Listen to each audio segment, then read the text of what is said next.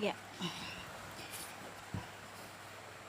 pembahasan selanjutnya adalah perbandingan trigonometri untuk sudut berelasi. Nah, jadi sebelum Ibu jelaskan, Ibu sudah menggambar terlebih dahulu perbandingan trigonometri untuk sudut berelasi itu menggunakan, supaya lebih jelas, menggunakan sumbu koordinat. Nah, dibantu dengan sumbu koordinat. Nah, jadi ada sumbu koordinat, ini sumbu X, ini sumbu Y. Nah, tapi dalam trigonometri itu dibagi 4 kuadran. Nolnya dari sisi sini, putar ke arah kiri, itu kan tandanya sudut positif. Siku-siku 90, siku-siku lagi 180, siku-siku lagi 270, dan terakhir 360. Jadi 360 itu sama dengan 0 derajat. Nah, kuadran pertama itu berada di sisi sebelah kanan atas. Ini disebut dengan kuadran pertama, kuadran kedua, kuadran ketiga, kuadran keempat. Kuadran pertama itu kisaran sudutnya dari 0 sampai 90. Kuadran kedua itu 90 sampai 180. Kuadran 3 180 sampai 270, kuadran 4 270 sampai 360. Nah, apa gunanya kuadran ini? Nah, kuadran ini agar fungsinya agar lebih mudah mengingat dalam menentukan nilai sin, cos, tan, cosecant, secant, dan kotangan. Nah, jadi pada kuadran 1 itu istimewanya adalah semua nilai sin, cos, tan, cosecant, secant, dan kotangan itu bernilai positif. Nah, jadi semuanya bernilai positif. Nah, jadi seberataan ini nilainya positif. Sin alfa, cos alfa, tan alfa, cosecant alfa, secant alfa, kotangan alfa. Itu semua bernilai positif. Nah, lalu untuk kuadran 2 itu khusus. Nah, untuk kuadran 2 itu hanya sin dan kebalikannya yang positif. Jadi pada kuadran 2 hanya sin dan kebalikannya. Kebalikan sin apa? Cosecant. Nah, untuk kuadran 3 itu adalah tan yang positif. Nah, sama kebalikannya.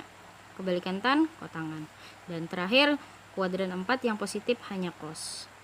Jadi di sini semua positif, di sini hanya sin dan kebalikannya yang positif. Kuadran 3 hanya tan dan kebalikannya yang positif. Kuadran 4 hanya cos dan kebalikannya positif. Kayak apa cara menghafalnya? Menghafalnya gampang.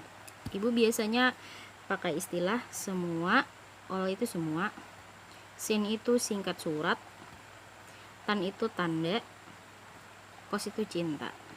Nah, jadi semua surat tanda cinta. Nah, itu agar lebih mudah menghafalnya. Nah, sekarang dalam sudut berelasi itu ada penentuan nilai sin, cos, tan, cosecant, dan secant, dan kotangan itu menggunakan sudut relasi. Sudut relasinya adalah 90, 180, 270, dan 360. Nah, ada memungkinkan untuk pian menghafal semua. Sini aja sudah 6, di sini 6 kali 8 48 rumus kada mungkin. Nah, jadi Ibu permudah untuk menyingkatnya. Nah, jadi untuk kuadran 1 itu ada 90 kurang alfa. Ini kan 90 dan kurang alfa. 90 kurang dari 90 dan sin alfa. Ini yang kebanyakan dipakai. Nah, itu untuk kuadran 1. Tapi pada saat kuadran 1 bisa juga memakai ini di soal, tapi jarang pang kalau Ibu. Nah, terus kuadran 2 itu ada 2 macam, yaitu 90 tambah alfa. Kenapa ditambah? Karena lebih dari 90. Dan yang kedua adalah 180 kurang alfa. 180 kurang alfa karena kurang dari 180 derajat. Sama kuadran 3 itu ada 2 juga, 270 kurang alfa dan 180 tambah alfa.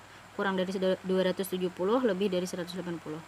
Kuadran 4 itu 270 lebih atau 270 tambah alfa dan 360 kurang alfa atau kurang dari 360. Cara mengingatnya kayak Pak. Jadi bila mukanya ini ganjil 9, 9, 27, 27 itu ganjil. Apabila ganjil, maka hasilnya akan bertukar. Contoh, sin 90 kurang alfa. Sin berhuruf lawan cos. Jadi bila yang ditanya sin hasilnya cos, bila ditanya cos hasilnya sin. Tanda negatif dan positifnya tergantung kuadran. Contoh misalnya di kuadran 2 90 tambah alfa. Nah, di sini yang positif hanya sin dan kosekon karena di sini sin positif. Nah, jadi sisanya cos dan tan, sekon dan kotangan itu negatif. Meskipun dia bertukar, sin jadi cos jadi sin. Nah, itu. Sama dengan kuadran 3. Kuadran 3 kan tan dan kotangan yang positif. Berarti tan hasilnya positif, kotangan juga hasilnya positif. Sisanya negatif, meskipun sin jadi cos jadi sin. Tan jadi kotangan, kosekon jadi sekon jadi kosekon, kotangan jadi tangan. Jadi bila di mukanya ganjil 9, 27 itu berhuruf. Cos jadi sin jadi cos jadi sin, tan jadi kotangan, kosekon jadi sekon jadi kosekon, kotangan jadi tan. Jadi berhuruf. Nah, berbeda dengan mukanya genap. Yang mana genap? Ini genap karena dianggap tidak ada 180 dan 360. Nah, ini genap 18, 36 itu genap. Nah, bila genap itu kada berhuruf. Sin tetap sin, cos tetap cos, tan tetap tan, kosekon tetap kosekon, sekon tetap sekon, kotangan tetap kotangan. Yang membedakan hanya tanda negatif dan positif. Bila kuadran 2 hanya sin dan kosekon yang positif. Bila kuadran 3 hanya tan dan kotangan. Bila kuadran 4 hanya cos dan sekon. Nah, itu bedanya antara sin dan cos. Nah, contoh. Tentukan nilai dari sin 225. Yang pertama adalah sin 225. Ini berada pada kuadran berapa? 3. Nah, berarti ada dua cara. Kuadran 3 bisa menggunakan yang 270 kurang alfa atau 180 tambah alfa. Kita coba keduanya. Misal sin 225 menggunakan yang 270 berarti sin 270 derajat dikurang saya kira 225 berapa menguranginya? Iya, 45. Nah, karena ini 270 atau ganjil mukanya, maka berhuruf. Nah, ingati kuadran 3. Siapa yang positif? Kuadran 3 hanya tan yang positif, berarti sin bernilai negatif. Nah, karena ganjil berarti sin berhuruf dengan cos, berarti menjadi cos 45. Ambil yang belakangnya aja. Berarti menjadi min setengah akar 2. Nah, itu menggunakan yang ganjil. Bagaimana dengan yang genap? Berarti sin 225 menggunakan yang genap berarti menjadi sin 180 derajat ditambah 45. Tapi karena kuadran 3 sin bernilai negatif. Negatif berapa? Nah, karena ini genap maka sin tetap sin tetap sin karena ini yang genap. Sin 45, ambil yang belakangnya saja. Berarti menjadi min setengah akar 2. Nah, sama. Yang kedua B. Cos 180 150 derajat. Pakai yang ganjil, Bu. Ini kuadran berapa dulu? Kuadran 2.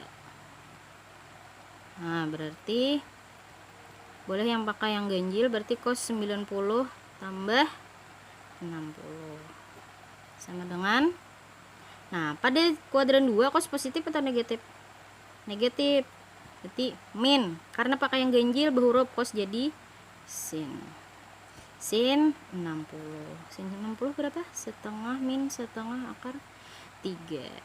Cara pertama. Cara kedua, cos 180 kurang 30. Berarti menjadi, nah ini karena genap tetap kuadran 2 cos negatif. Karena ini genap berarti tetap cos 30. Berarti min setengah akar 3. Ini sama. Nah, silahkan coba untuk yang C. Kotangan 315. Nah, itu untuk perbandingan trigonometri untuk sudut-sudut berelasi. Nah, lanjut.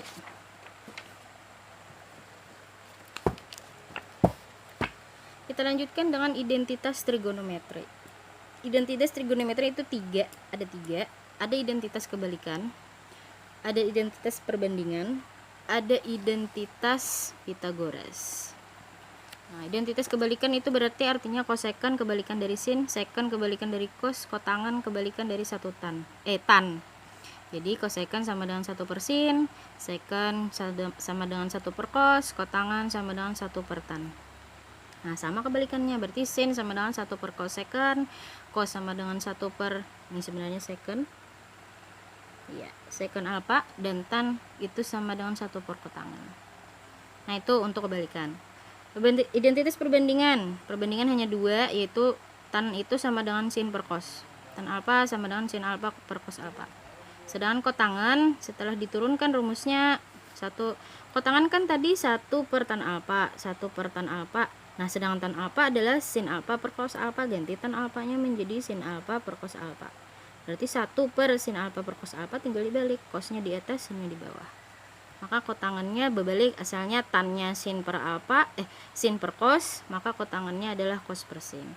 Kotangannya itu bisa ditulis kotan atau kot aja.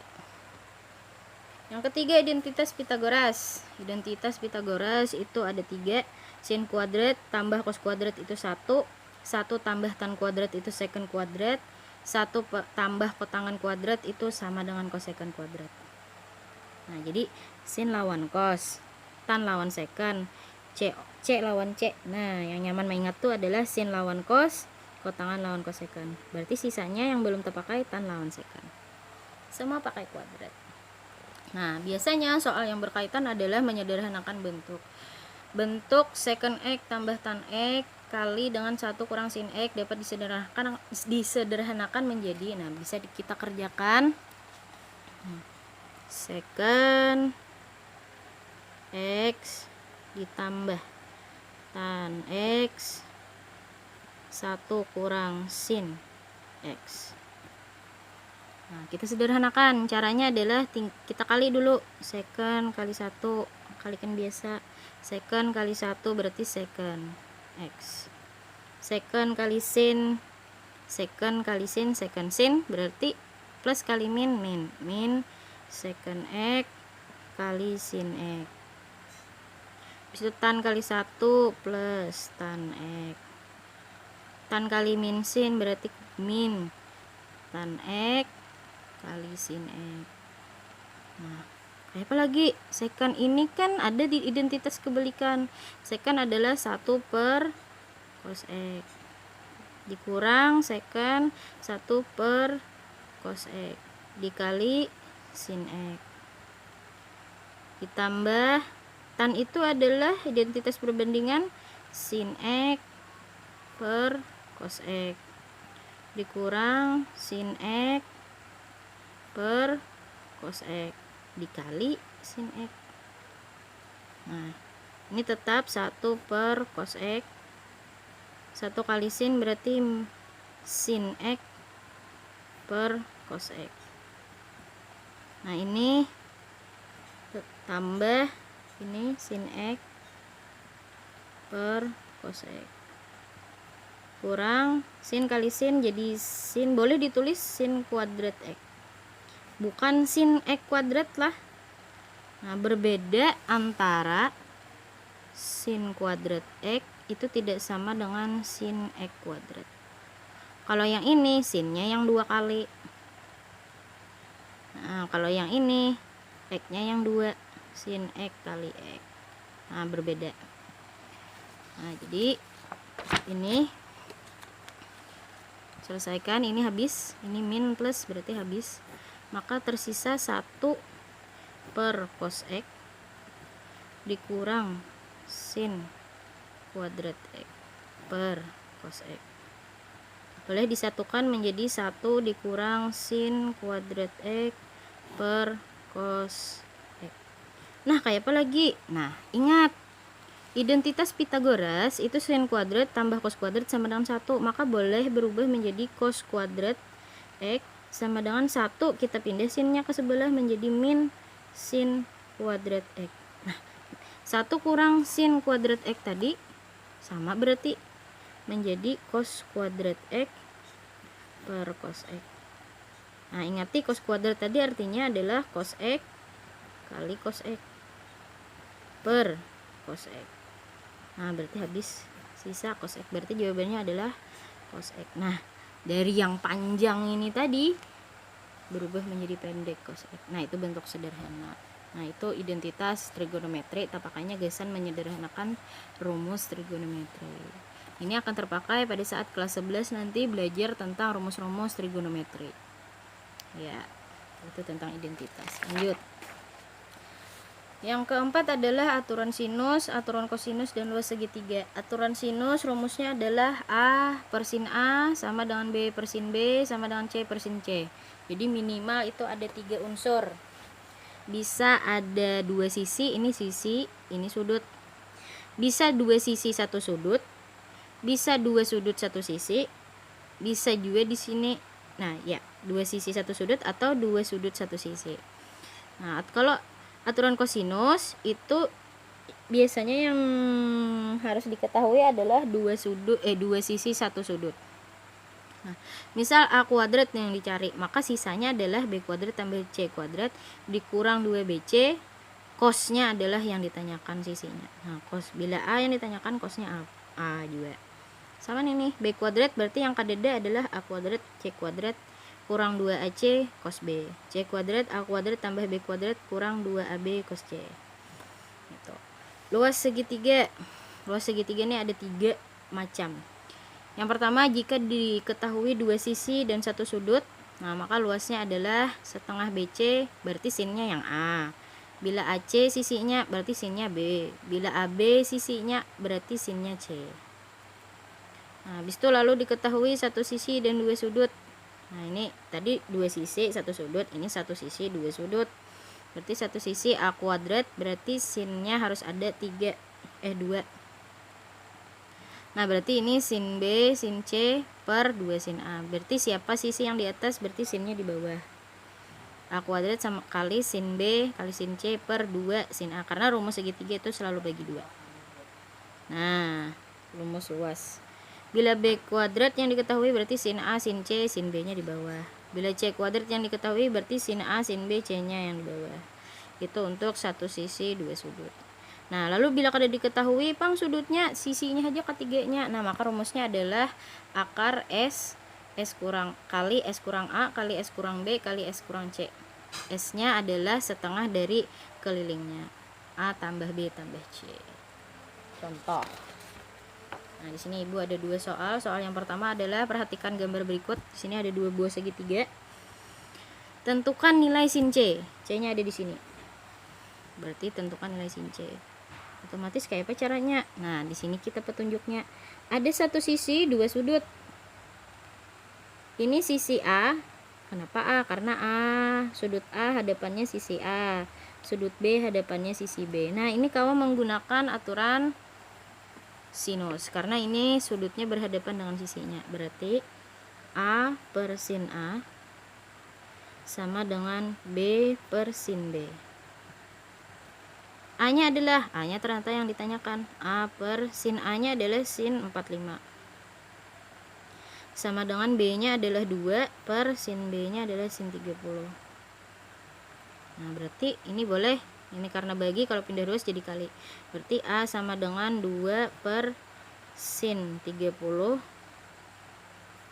dikali sin 45. Karena ini bagi, pindah ruas jadi kali. Berarti 2 bagi setengah kali setengah akar 2. Setengah bagi setengah habis, maka menjadi 2 akar 2. Nah, berarti di sini 2 akar 2. Nah, lalu pertanyaannya adalah sin C. Nah, sama berhadapan, sudut lawan sisi, sudut lawan sisi. Nah, maka pakai aturan sinus lagi. Nah, ini C berarti ini sisi C, ini D berarti ini sisi D. Nah, berarti C per sin C sama dengan D per sin D. C-nya adalah 2 akar 2 per sin C-nya adalah ditanyakan. Kada masalah sin C-nya kada ada sudutnya. D-nya adalah 4 per sin D-nya adalah sin 60. Karena ini yang ditanyakan. Namun ada sudutnya kada usah ditanyakan, tinggal hitung aja lagi. Nah, berarti tinggal kali silang. Sin C kali 4 berarti 2 akar 2 kali sin 60. 2 akar 2 kali sin 60 sama dengan 4 kali sin C. Sin 60 berapa? 2 akar 2 kali sin 60 setengah akar 3 sama dengan 4 kali sin C. Nah ini 2 boleh dicoret, akar 2 kali akar 3 menjadi akar 6 sama dengan 4 sin C. Nah ini kali berarti pindah ruas ke sebelah sini, berarti akar 6 per 4 sama dengan sin C. Berarti sin C adalah 1/4 akar 6. Nah itu untuk aturan sinus. Nah sekarang lanjut, diketahui ini aturan luas segitiga, karena yang ditanya adalah tentukan luas segitiga PQR. Diketahui segitiga PQR nya dengan panjang sisi QR 8 cm, PR nya 15 cm, besar sudut R nya adalah 120. Nah ini berarti sudut tumpul, otomatis lebih dari 90 derajat. Nah ibu gambar dahulu sekira lebih mudah. 90 derajat kan tegak lurus, berarti lebih sedikit sekira 120. Nah R 120, PQ nya di sini, P nya di sini, Q nya di sini, berarti QR nya 8, PR nya 15. Nah luas segitiga berarti ini pakai dua sisi satu sudut, berarti ini sisi R, ini sisi P, ini sisi Q. Berarti luas sama dengan setengah PQ kali sin R. Karena sisinya ada P dan Q, maka sinnya harus R. Berarti setengah P nya adalah 8 cm, Q nya adalah 15 cm. Sinnya adalah sin 120. Bila kalian tahu sin 120, pian cari dulu sin 120 sama dengan, berarti ini kuadran 2. Sin 180 kurang 60. Berarti menjadi, karena kuadran 2 sin positif, berarti sin, karena ini pakai yang genap berarti tetap sin, berarti sin 60. Sin 60 adalah setengah akar 3. Nah tinggal ganti, ini boleh dicoret jadi 4, maka menjadi 4 kali 15 kali setengah akar 3. Boleh coret lagi, sini coret, sini 2, 4 bagi 2 itu 2, maka 2 kali 15 itu 30 akar 3. Nah sentimeter pangkat 2 dapat luasnya. Nah itu udah sebenarnya. Nah itu lanjut ke grafik fungsi trigonometri. Nah grafik fungsi ini harus menggambar. Pertanyaannya bisa dari fungsi. Nah namanya fungsi pasti ada fx, ada fx. Nah namanya fungsi harus ada fx. Nah, bisa dari fungsi ke gambar, bisa dari gambar ke fungsi. Nanti ini dari fungsi ke gambar dulu. Fx sin x. Nah biasanya ambil contoh, ambil sudutnya itu ambil yang sekira hasilnya jadi sudut istimewa. Misal sin x, berarti ambil sin 0. Sin 0 apa? 0. Habis itu 30 misalnya, sin 30 berarti setengah sini. Habis itu sin apa? Sin 45 setengah akar 2, misalnya lebih sedikit, setengah akar 3 lebih lagi 91. Nah, berarti di sini. Nah, ini ketinggian sedikit. Nah, tinggal digambar. Nah, biasanya sisanya tinggal mengikuti. Nah, itu. 270 itu min 1, berarti di sini. Sini.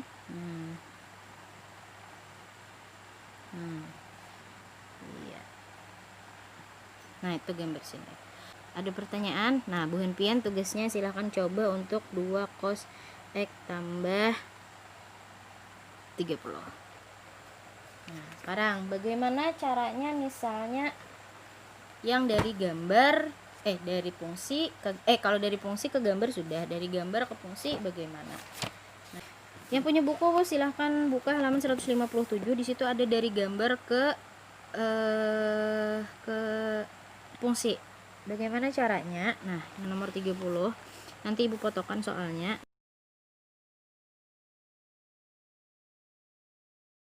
Nah, jadi kayak apa caranya? Saya kira dapat tanpa susah-susah menghitung. Kita tinggal sesuaikan. Kira kadang alih. Ini boleh pian ubah dulu P/6 jadi sudut. Pi itu kan 180, bagi 6 berarti ini 30.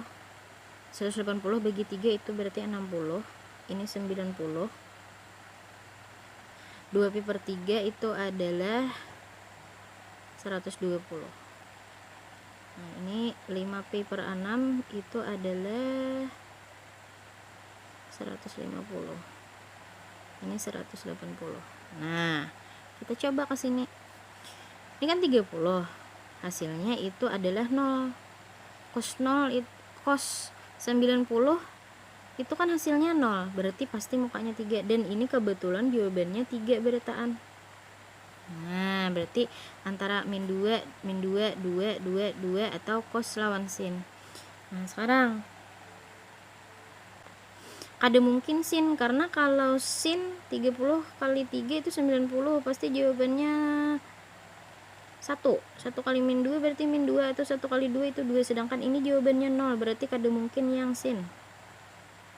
Nah, berarti antara 2 bisa min 2 cos 3x atau 2 cos 3x. Nah, sekarang kita sesuaikan. Nah, sekarang di sini ada 60. Nah, 60 kali 3 180. 180 hasilnya itu positif. Sedangkan pada realnya 180 itu negatif, berarti sekira negatif jadi positif maka harus min 2. Nah, maka jawabannya adalah A. Itu gampang aja sebenarnya. Ada pertanyaan? Kalau ada pertanyaan silahkan ajukan di grup. Nah, mungkin itu saja materi dari Ibu tentang trigonometri. Mungkin ada yang ingin ditanyakan, silahkan bertanya. Terima kasih.